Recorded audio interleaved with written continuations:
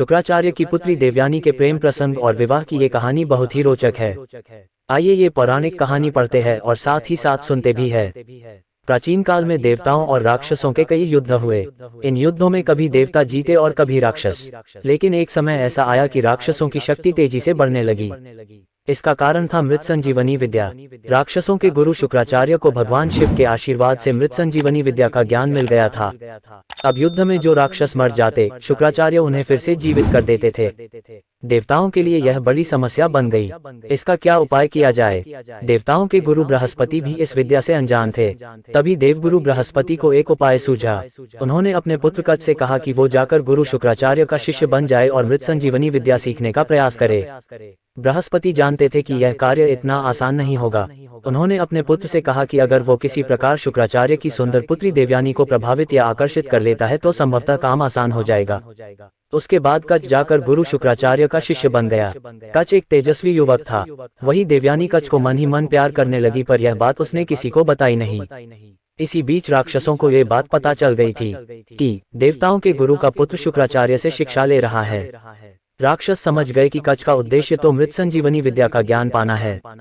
राक्षसों ने निर्णय लिया कि कच्छ का जीवित रहना विनाशकारी हो सकता है, अतः वो चुपचाप कच्छ को मारने की योजना बनाने लगे। एक दिन राक्षसों ने कच्छ को पकड़कर उसका वध कर दिया। देवयानी ने जब ये जाना तो उसने रो रोकर पिता से कच्छ को पुनर्जीवित करने की याचना की। शुक्राचार्य देवयानी का कच्छ के प्रति प्रेम समझ गए। हारकर उन्होंने कच्छ को जीवित कर दिया। इस बात से राक्षस गुस्सा हो गए। उन्होंने कुछ दिन बाद पुनः कच्छ को मौत के घाट उतार दिया। लेकिन शुक्राचार्य भी क्या करते, पुत्री मोह में उन्हें पुनः कच्छ को जीवित करना पड़ा। अब तो राक्षस क्रोधित ही हो गए। उन्होंने सोचा जो भी हो जाए कच्छ को रास्ते से हटाना ही होगा। उन्होंने तीसरी बार कच्छ को मार डाला। इस बार राक्षसों ने चालाकी की। राक्षसों ने कच्छ को मारकर उसके शरीर को जला दिया और राख को एक पेय पदार्थ में मिलाकर अपने गुरु शुक्राचार्य को ही पिला दिया। राक्षसों ने सोचा चलो अब तो छुट्टी हो गई कच्छ की। देवयानी ने जब कच्छ को कहीं न पाया तो वो समझ गई कि क्या हुआ होगा। देवयानी ने पुनः अपने पिता शुक्राचार्य से विनती की कि वो कच्छ का पता करें। शुक्राचार्य महान ऋषि थे। उन्होंने अपने तपोबल की शक्ति से कच्छ का आवाहन किया तो उन्हें खुद के पेट से कच्छ की आवाज आई। शुक्राचार्य दुविधा में पड़ गए। अगर वो कच्छ को जीवित करते हैं तो वो स्वयं मर जाएंगे। अतः उन्होंने कच्छ की आत्मा को मृत संजीवनी का ज्ञान दे दिया। कच्छ अपने गुरु शुक्राचार्य का पेट फाड़कर बाहर आ गया और शुक्राचार्य मर गए। कच्छ ने मृत संजीवनी विद्या का प्रयोग किया और गुरु शुक्राचार्य को जीवित कर दिया। कच्छ ने शुक्राचार्य को जीवित करके शिष्य के धर्म को निभाया। अतः शुक्राचार्य ने कच्छ को आशीर्वाद दिया। देवयानी कच्छ को देखकर अत्यंत प्रसन्न हुई और उसने कच्छ से विवाह करने की इच्छा जताई। जवाब में कच्छ ने जिस उद्देश्य के लिए यहाँ आए थे, आने का उद्देश्य यानी मृत संजीवनी विद्या का ज्ञान था, जो कि पूरा हो चुका है। अब वो वापस देवलोक जा रहा है। इसके साथ ही कच्छ ने यह भी कहा कि वो शुक्राचार्य के पेट से निकला है, अतः शुक्राचार्य उसके पिता समान हुए। इस प्रकार देवयानी कच्छ की बहन हुई, इसलिए वो अपनी बहन से शादी कैसे कर सकता है। देवयानी को इस बात से गहरा आघात पहुंचा। क्रोध और शोक में देवयानी ने कच्छ को श्राप दिया कि वो कभी भी मृत संजीवनी विद्या का प्रयोग नहीं कर पाएगा। कच्छ इस बात से चकित रह गया। चिढ़कर उसने भी देवयानी को श्राप दिया कि वो जिस भी व्यक्ति से विवाह करेगी उसका चरित्र अच्छा नहीं होगा। देवयानी और राजकुमारी शर्मिष्ठा। कच्छ के चले जाने के बाद देवयानी व्यथित मन से जीवन व्यतीत करने लगी। एक दिन देवयानी राजकुमारी शर्मिष्ठा के साथ नदी में स्नान करने गई। राजकुमारी शर्मिष्ठा असुर राजा वृषपर्वा की पुत्री थी। राजा वृषपर्वा गुरु शुक्राचार्य का बहुत सम्मान करते थे और उन्हें अपना मुख्य सलाहकार बना लिया था। इसी कारण देवयानी और शर्मिष्ठा में जान पहचान और अच्छी दोस्ती थी। जब राजकुमारी शर्मिष्ठा और देवयानी स्नान कर रही थी तभी वहां जोर से हवा चली, जिससे नदी के बाहर रखे उनके सूखे कपड़े इधर उधर बिखरने लगे। जब देवयानी ने नदी से बाहर आकर कपड़े पहने तो गलती से उसने शर्मिष्ठा के वस्त्र पहन लिए। हवा की वजह से सब कपड़े आपस में मिल गए थे। राजकुमारी शर्मिष्ठा के कपड़े भूलबस देवयानी ने पहन लिए। शर्मिष्ठा ने जब ये देखा कि देवयानी ने उसके वस्त्र पहन लिए हैं तो उसने चिढ़कर कहा, राजकुमारी के कपड़े पहनने से तुम राजकुमारी नहीं बन जाओगी। तुम्हारे पिता मेरे पिता के सेवक हैं तो तुम भी सेविका ही रहोगी। देवयानी एक अति सुंदर युवती थी। राजकुमारी के वस्त्र पहनने से उसकी सुंदरता और भी बढ़ गई थी। शर्मिष्ठा भी रूपवती थी, पर उसे देवयानी से स्त्री स्वभाववश जलन हुई। स्नान करके लौटते समय गुस्से और जलन से भरी शर्मिष्ठा ने देवयानी को एक सूखे कुएं में धकेल दिया और अपनी दासियों के साथ वापस नगर आ गई। कुआं ज्यादा गहरा नहीं था, अतः देवयानी बच तो गई, लेकिन वो उस कुआं से बाहर नहीं निकल सकी। गिरने से लगी चोट से कराहती देवयानी बचाव की गुहार लगाने लगी। संयोगवश उसी जंगल में युवा राजा ययाति शिकार खेल रहे थे। राजा ययाति महान प्रतापी राजा नहुष के पुत्र थे। जब ययाति कुआं के पास से गुजरे तो उन्होंने देवयानी की करुण पुकार सुनी। राजा ययाति ने देवयानी का हाथ पकड़कर कुआं से बाहर निकालकर उसकी प्राण रक्षा की। राजा ययाति एक सुदर्शन पुरुष थे।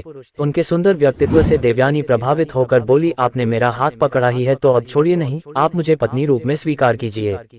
ययाति भी देवयानी के रूप और यौवन पर मुग्ध थे। जब उन्हें पता चला कि देवयानी गुरु शुक्राचार्य की पुत्री है तो वो असमंजस में पड़ गए। ययाति ने देवयानी से कहा कि यद्यपि वो देवयानी से विवाह करना चाहते हैं पर गुरु शुक्राचार्य को यह संबंध स्वीकार नहीं होगा, अतः मैं यह विवाह करने में असमर्थ हूँ। ये कहकर दुखी मन से राजा ययाति ने देवयानी से विदा ली। जीवन में पुनः दूसरी बार देवयानी का तिरस्कार हुआ। अपमान, दुख, शोक के सागर में डूबी देवयानी वही कुएं के पास बैठकर रोने लगी। उधर जब शाम ढले देवयानी जंगल से वापस नहीं आई तो शुक्राचार्य को चिंता हुई। शुक्राचार्य देवयानी को खोजने निकल पड़े। वन में जब उन्हें देवयानी मिली तो उसकी हालत देखकर उन्हें बहुत दुख हुआ। देवयानी के कपड़े गंदे, शरीर में चोट लगी और सुंदर मुख अश्रुओं में डूबा हुआ था। अपनी प्रिय पुत्री की ये दशा देखकर शुक्राचार्य बहुत दुखी हुए। उन्होंने देवयानी से पूछा कि उसकी इस दयनीय स्थिति के लिए कौन उत्तरदायी है। देवयानी ने राजकुमारी शर्मिष्ठा की बात बताई और कहा कि राजकुमारी ने मुझे एक सेवक की पुत्री कहा और मेरा अपमान किया। मैं यहाँ से तब तक नहीं हिलूंगी जब तक राजकुमारी शर्मिष्ठा मेरी दासी नहीं बन जाती। यह एक अवांछित इच्छा थी पर गुरु शुक्राचार्य इस स्थिति में अपनी प्रिय पुत्री को न कैसे कह सकते थे।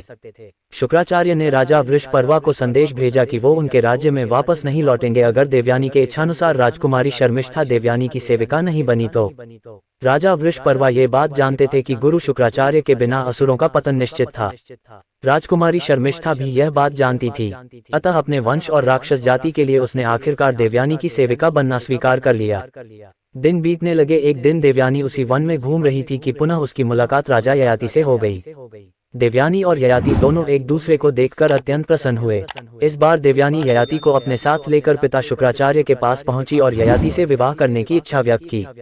गुरु शुक्राचार्य ने देवयानी की इच्छा स्वीकार की पर उन्होंने ययाति के सामने शर्त रखी कि जीवन में कभी भी ययाति की वजह से देवयानी के आंखों से एक भी आंसू नहीं आना चाहिए। ययाति ने ये शर्त सहर्ष मान ली, अतः देवयानी और ययाति का विवाह हो गया। देवयानी से विवाह के बाद राजा ययाति वापस अपने राज्य प्रतिष्ठानपुर यानी अभी प्रयागराज शहर वापस लौट गए और आनंद पूर्वक जीवन व्यतीत करने लगे। देवयानी के साथ सेविका राजकुमारी शर्मिष्ठा भी आई थी। दासी होने के बावजूद शर्मिष्ठा एक राजकुमारी थी, अतः उसे भी रहने के लिए एक अच्छा महल दिया गया था। एक दिन शर्मिष्ठा अपने बाग में घूम रही थी कि उसका सामना उधर से गुजरते राजा ययाति से हो गया। कच के श्राप का असर कहें या शर्मिष्ठा की सुंदरता या विधि का खेल, राजा ययाति शर्मिष्ठा की सुंदरता पर मोहित हो गए। शर्मिष्ठा भी ययाति की ओर आकर्षित थी। शर्मिष्ठा ने ययाति से विनती की कि वो उसकी भावनाओं का सम्मान करते हुए उससे विवाह कर लें। इच्छा तो ययाति की भी थी पर वो ये जानते थे कि देवयानी को पता चला तो बहुत क्रोधित होगी। देवयानी को कष्ट हुआ तो गुरु शुक्राचार्य का क्रोध ययाति पर टूटेगा। शर्मिष्ठा ययाति से कहती है, राजधर्म के अनुसार यह बात जरा भी अनुचित नहीं है कि एक राजा एक राजकुमारी से विवाह कर लें अगर दोनों के मन में एक ही भाव हो तो। हम दोनों के मन में एक ही भावना है, इसलिए हमें निःसंकोच विवाह कर लेना चाहिए। आखिरकार ययाति शर्मिष्ठा की बातों से निरुत्तर हो गए और दोनों ने गुपचुप गंधर्व विवाह कर लिया। कुछ दिन बाद देवयानी गर्भवती हुई और उसके 2 पुत्र हुए, यदु और तुर्वस्तु। उधर शर्मिष्ठा ने भी 3 पुत्रों को जन्म दिया, पुरु, अनु और द्रुह्यु। देवयानी को जब पता चला कि शर्मिष्ठा के पुत्रों के पिता ययाति हैं तो उसने यह बात शुक्राचार्य से बताई। क्रोधित शुक्राचार्य ने राजा ययाति को श्राप दे दिया कि वो तुरंत ही एक वृद्ध पुरुष बन जाए। देवयानी ने जब देखा कि उसका युवा सुंदर पति अब एक कुरूप बूढ़ा व्यक्ति हो गया है तो उसे कष्ट हुआ। देवयानी ने पिता शुक्राचार्य से विनती की कि वो अपना श्राप वापस ले लें। शुक्राचार्य बोले, मेरा श्राप तो वापस नहीं हो सकता। हाँ, अगर ययाति का कोई पुत्र अपनी इच्छा से अपना यौवन ययाति को दे दे तो ययाति फिर से युवा हो जाएगा। भोग में डूबे ययाति का मन यौवन के आनंद से भरा नहीं था। वो बड़े आत्मविश्वास से अपने बड़े पुत्र यदु के पास गया और यौवन देने की बात कही। यदु ने ययाति को मना कर दिया। इसी प्रकार तुर्वस्तु, अनु, द्रुह्यु ने भी ययाति के आग्रह को ठुकरा दिया। अंत में ययाति ने अपने सबसे छोटे पुत्र पुरु से याचना की। पुरु ने सहर्ष अपने पिता की बात मान ली और यौवन दे दिया। उसी पल ययाति पुनः युवा बन गए और पुरु एक वृद्ध व्यक्ति बन गया। ययाति ने आनंद पूर्वक 100 साल तक यौवन का उपभोग किया। 100 वर्ष पूरे होने के बाद भी ययाति ने जब अपने को असंतुष्ट पाया तो वह सोच में पड़ गया। उसे समझ आया कि इच्छाओं का कोई अंत नहीं है, लाख मन की कर लो मगर फिर कोई नई इच्छा पैदा हो जाती है। ऐसे कामनाओं के पीछे भागना व्यर्थ है। अतः ययाति ने अपने पुत्र पुरु के पास वापस जाकर उसे उसका यौवन वापस करने की सोची।